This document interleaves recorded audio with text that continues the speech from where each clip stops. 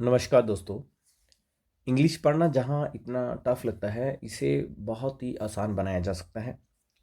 क्योंकि अंग्रेजी जो भाषा है, उसका यूनिवर्सल कोई ऐसा तरीका नहीं है कि शब्द कैसे लिखे जाते हैं और कैसे इनका प्रयोग जो है वो किया जाता है। विभिन्न देशों में अलग अलग तरीके से इसका प्रोनाउंसिएशन होता है और अलग अलग तरीके से इसे बोला जाता है। हम भारत की बात करें तो भारत के लोग बहुत अच्छे तरीके से इंग्लिश बोलते हैं। हम यहाँ पर कॉम्पिटिटिव एग्ज़ाम को लेकर बेसिक इंग्लिश के ऊपर हम बात करेंगे और इसके बारे में हम पढ़ेंगे। तो इसमें हम देखेंगे कि हमारा आज टॉपिक है नाउन। नाउन का अर्थ है संज्ञा। अगर हम इसे अपनी भाषा हिंदी से कंपैरेटिव करें तो संज्ञा जो है उसी का जो व्याकरण है उसी को कन्वर्ट किया गया है इंग्लिश के लिए।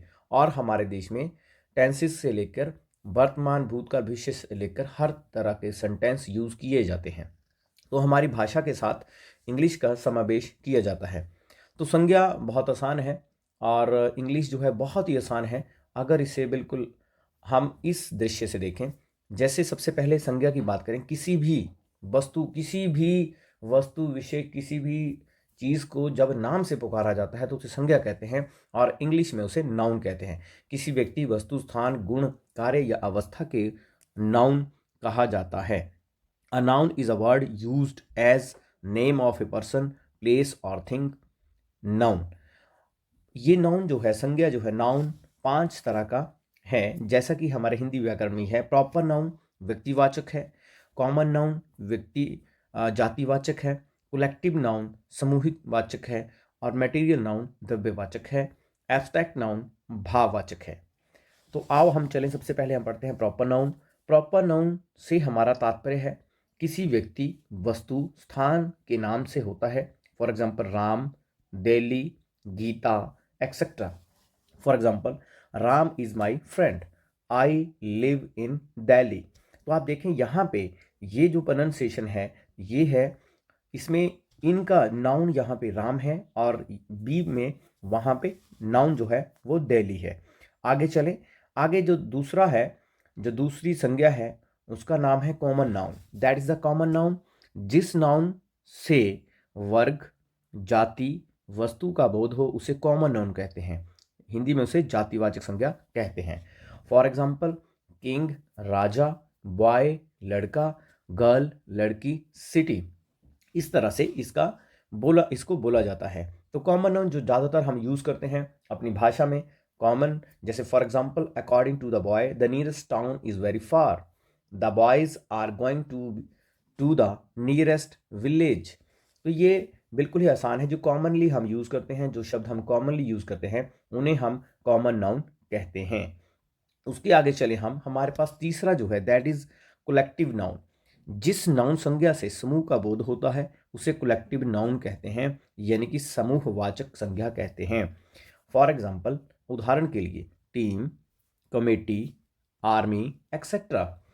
टीम क्रिकेट की हो सकती है, टीम वॉलीबॉल की हो सकती है, कमेटी किसी भी विषय पे गठित की जा सकती है, स्कूल में गठित की जा सकती है, पेरेंट्स की कमेटी बनाई सकती है। आर्मी सेना, सेना आर्मी जो है वो एयरफोर्स, नेवी, एक्सेट्रा किसी भी उसमें हो सकती है। सामान्यतः कलेक्टिव नाउन का प्रयोग सिंगुलर में होता है और इसका प्रयोग प्लूरल में भी तभी किया जाता है। ज़्यादातर कलेक्टिव जो नाउन है वो सिंगुलर फॉर्म में चलता है। इसके हम उदाहरण पढ़ेंगे। इसका प्रयोग प्लूरल में तभी किया जाता है जब मतभेद दर्शाया जाए। That is important. ये इंपॉर्टेंट है। जब मतभेद दर्शाया जाए तो फिर प्रत्येक सदस्य के बारे में कुछ कहा जाए। इसके उदाहरण हम लेंगे। The flock of geese spends most of its time in the pasture. तो यहाँ आप देखें कि यहाँ पे झुंड जो है स्पेंड्स, उसने इसको इसके साथ सिंगुलर वर्ब का यूज किया। अगले में देखें हम, नेक्स्ट में बी में, द ज्यू इज डिसाइडिंग द मैटर। तो यहाँ भी देखें हमने क्या लिया है, सिंगुलर वर्ब। हमने यहाँ पे यूज किया है singular verb.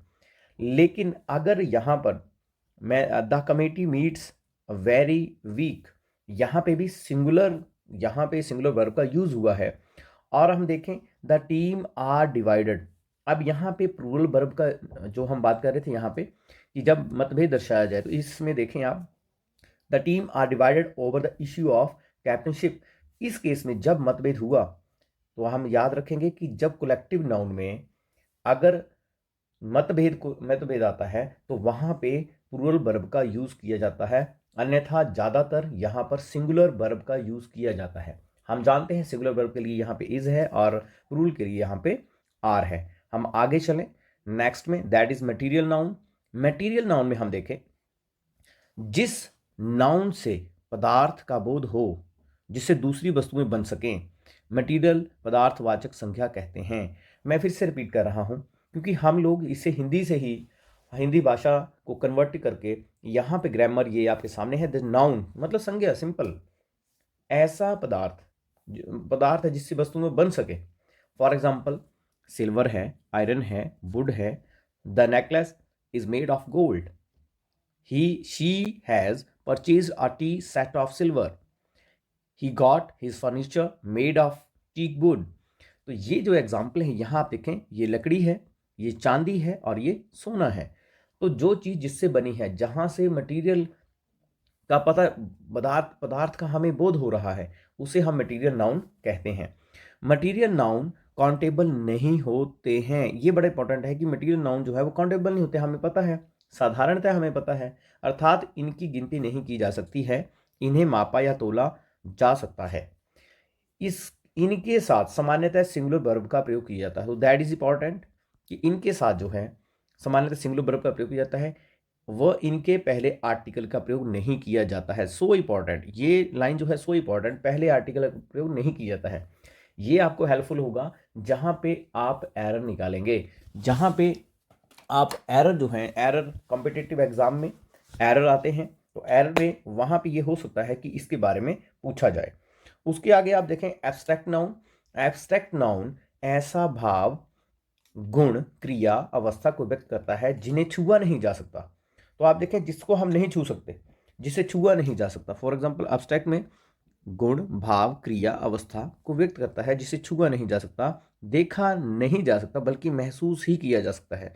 For example honesty, bravery, hearted, laughter, poverty, youth. अब ये देखें एब्स्ट्रैक्ट नाउन, जहां ईमानदारी है, बहादुरी है, घृणा है और हंसना है, एक्शन है, गरीबी है, दैट इज द कि यहाँ पे हम बात करें कि एब्स्ट्रैक्ट नाउन का प्रयोग सामान्यतः सिंगुलर में किया जाता है। तो ये भी इंपॉर्टेंट है कि कहाँ किया जाता है, दैट इज सिंगुलर में। People respected his sincerity. Honesty is the best policy. ईमानदारी एक अच्छी नीति है। तो जब आप याद रखें कि गुण, भाव, क्रिया, अवस्था को व्यक्त किया जाता है, छुआ नहीं जा सकता, देखा ही जा सकता है, बल्कि देखा भी नहीं जा सकता बल्कि केवल महसूस किया जाता है, उसे हम एब्स्ट्रैक्ट नाउन कहते हैं, यानी भावात्मक संज्ञा। तो हम आगे चलें तो हम कुछ यहाँ पे देखें कि नाउन को काउंटेबल वो अनकाउंटेबल में भी बांटा जा सकता है। अब काउंटेबल और अनकाउंटेबल में भी बांटा जा सकता है। तो पहले हम लेते हैं काउंटेबल नाउन। काउंटेबल नाउन वह नाउन है, वो नाउन होता है जिसकी गणना की जा सके, जिसकी गणना की जा सके। We bought 6 tables. I have a few friends. She saw many movies last month. तो यहाँ आप देखें कि जिनकी गणना की जा सकती है उन्हें हम काउंटेबल नाउन कहते हैं, और वहीं uncountable, for example uncountable noun में अगर आप देखें तो यहाँ वो नाउन होता है जिसकी गणना ना की जा सके। For example J Priestley discovered oxygen, they decided to sell the furniture, much money was wasted on the show. तो आप यहाँ पे देखें ऑक्सीजन काउंटेबल नहीं है, फर्नीचर काउंटेबल नहीं है, मनी जो है वो काउंटेबल नहीं है। तो नॉन को अनकाउंटेबल और काउंटेबल में भी बांटा जा सकता है। यानी संज्ञा जो है, मैं फिर से बात कर रहा हूँ कि संज्ञा है किसी को नाम से पुकारना, किसी को अपने भाव को व्यक्त करना, किसी समूह को बुलाना, ये सारा जो है जब उसका नाम रखा जाता है तो उसे हम साधारण भाषा में संज्ञा कहते हैं। तो हम देखें यूजफुल पॉइंट्स। अब यहाँ पे हम लगभग 9 यूजफुल पॉइंट्स 9 हम पढ़ेंगे यहाँ पे, जो आपको हेल्पफुल होने वाले हैं आपके कॉम्पिटिटिव एग्जाम में, क्योंकि वहाँ पे जब एरर आएगा या सिंपल एरर निकालने के लिए आएगा तो आप बड़ी आसानी से इसे कर पाएंगे। कुछ नाउन का प्रयोग हमेशा प्लूरल फॉर्म में ही होता है। इन नाउन्स के अंत में एस को हटाकर इन्हें सिंगुलर नहीं बनाया जा सकता। ये दिखने में प्लूरल लगते हैं, एवं इनका प्रयोग भी प्लूरल की तरह होता है। ऐसे कुछ नाउन हैं, हम उस पर बात करेंगे।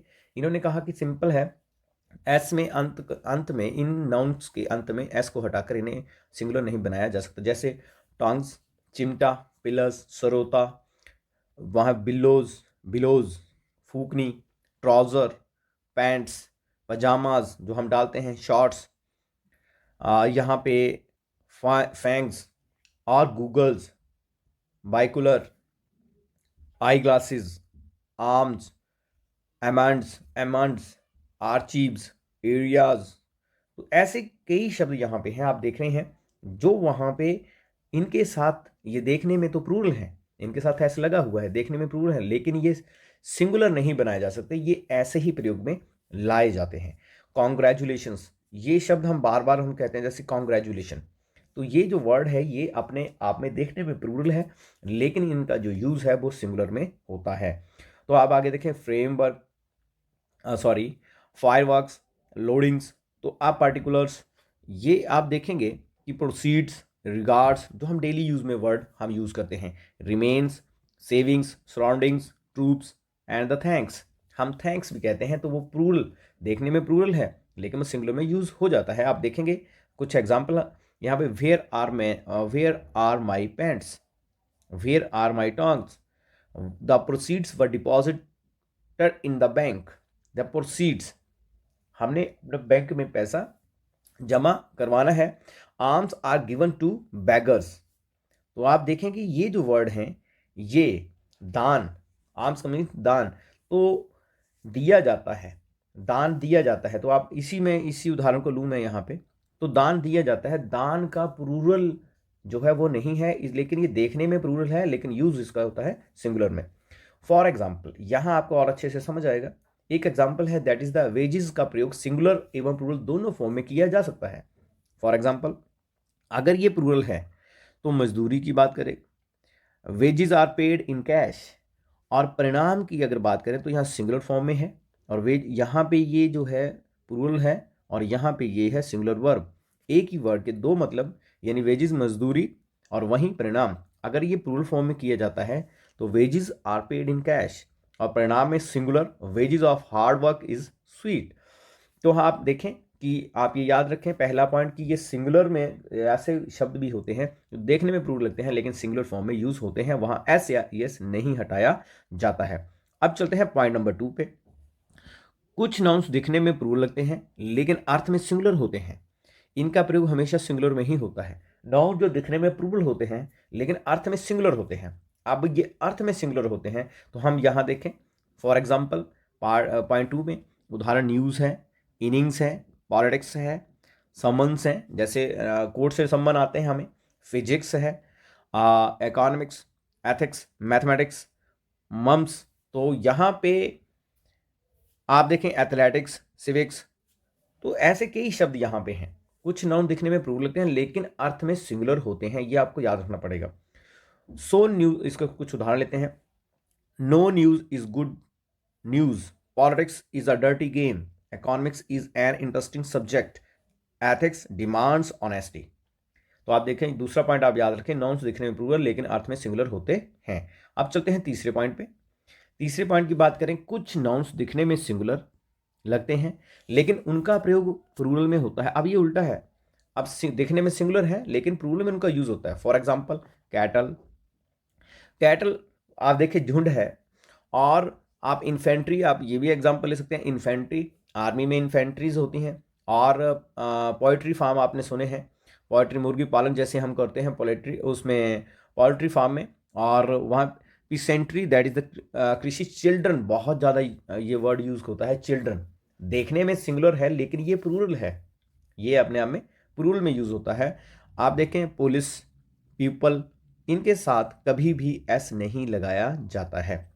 फॉर एग्जाम्पल, कैटल्स, चिल्ड्रंस लिखना गलत है, आप देखें कैटल्स और चिल्ड्रंस लिखना गलत है। तो आप याद रखें, कॉम्पिटिटिव एग्जाम में ये कुछ वर्ड्स हैं जो देखने में प्लूरल, ये सिंगुलर है लेकिन प्लूरल इसमें यूज होते हैं।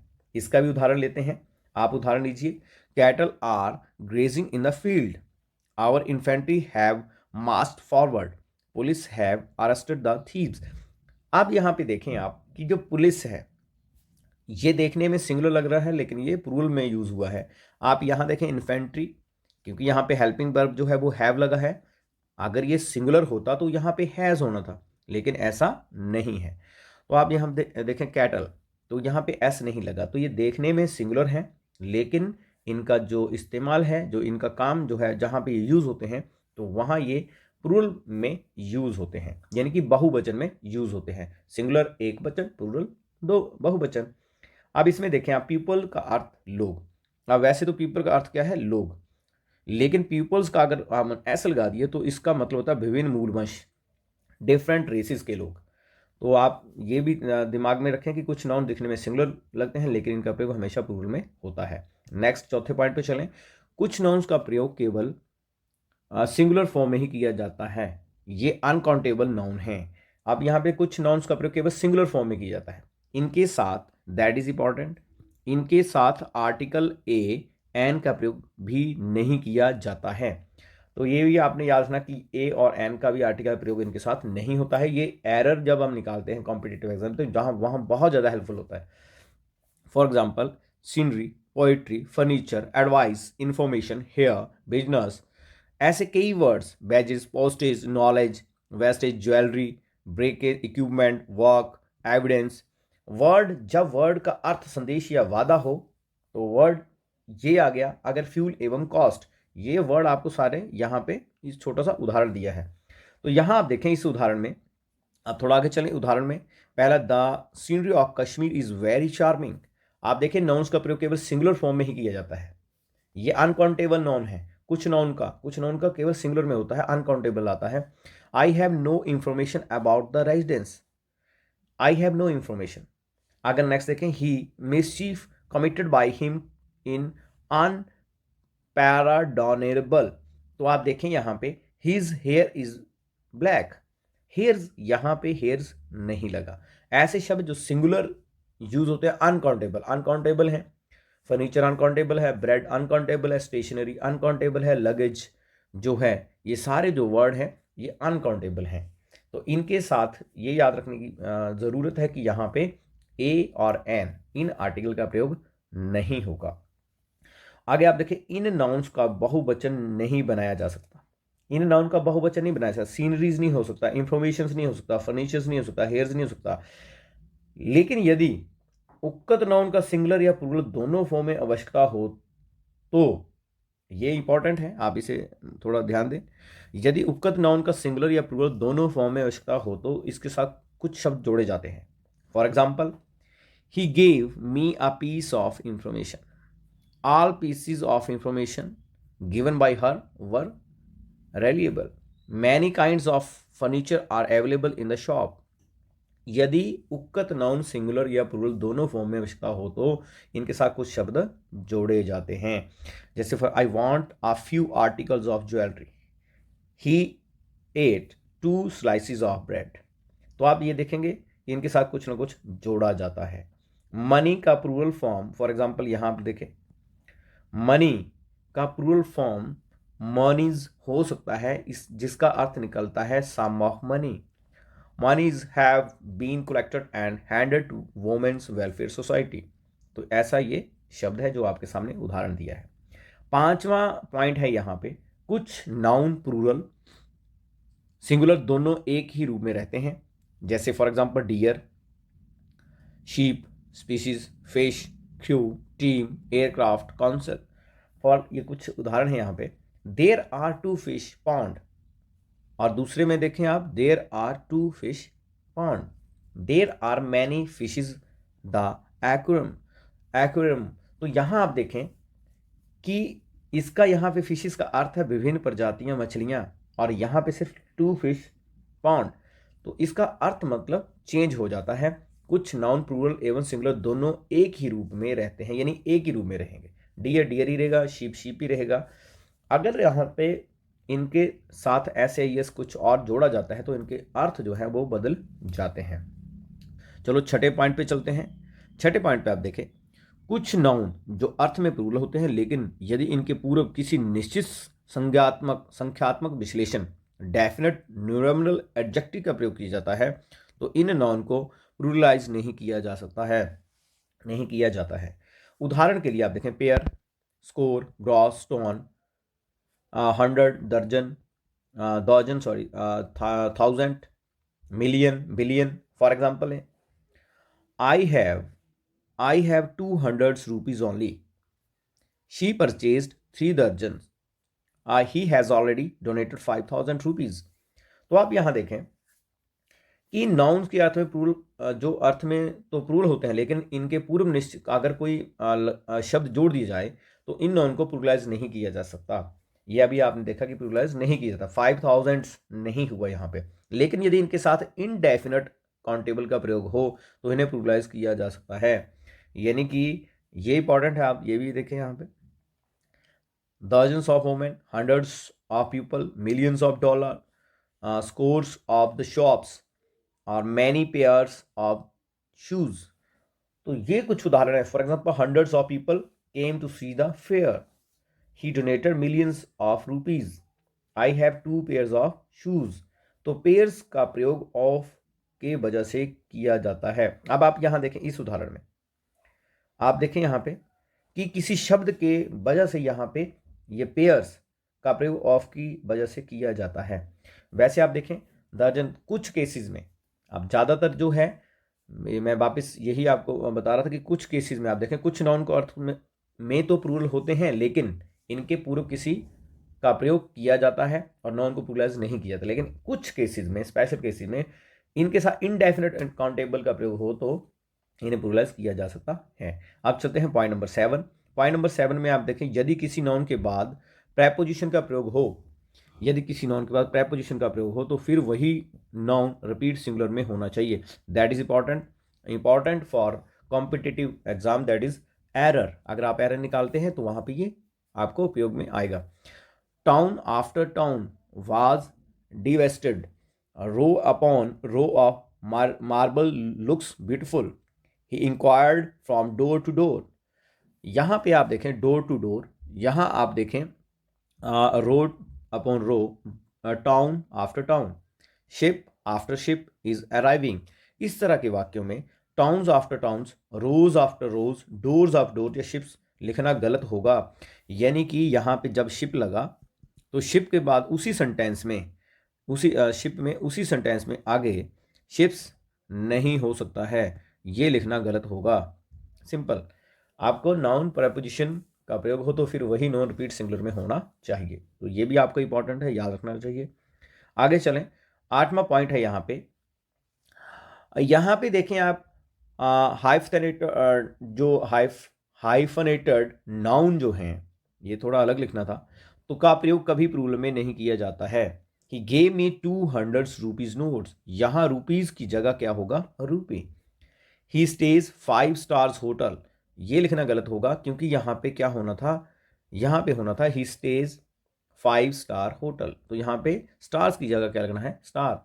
आप देखें एरर में ज़्यादातर कॉम्पिटिटिव एग्जाम में जो पूछा जाता है वहाँ पे नाउन की गलती हो सकती है, और नाउन के बाद टेंस, ये दो, और तीसरा वर्ब। तो उसमें नाउन के जो पॉइंट्स हैं उनको आपको याद रखना बहुत ज़्यादा हेल्पफुल होगा। तो आगे आप देखें, आगे है जैसे point number 9, common noun. Common noun जैसे जेंडर है, सो इंपॉर्टेंट। ये पॉइंट्स मैंने आपको पहले कह दिए कि दैट इज सो इंपॉर्टेंट। ज़्यादातर हम देखते हैं, हम लोग यूज़ करते हैं जेंडर, जैसे टीचर, स्टूडेंट, चाइल्ड, या कॉमन जेंडर नाउन्स हैं, child, clerk, advocate, worker, writer, leader and musician etcetera. ऐसे नाउन जिनका प्रयोग मेल एवं फीमेल दोनों के लिए किया जाता है, इन्हें ड्यूल जेंडर भी कहा जाता है। अब ये ड्यूल जेंडर है, इस तरह के नाउन का प्रयोग सिंगुलर में किया जाता है। सामान्यतः ही, हिज, हिम का प्रयोग किया जाता है।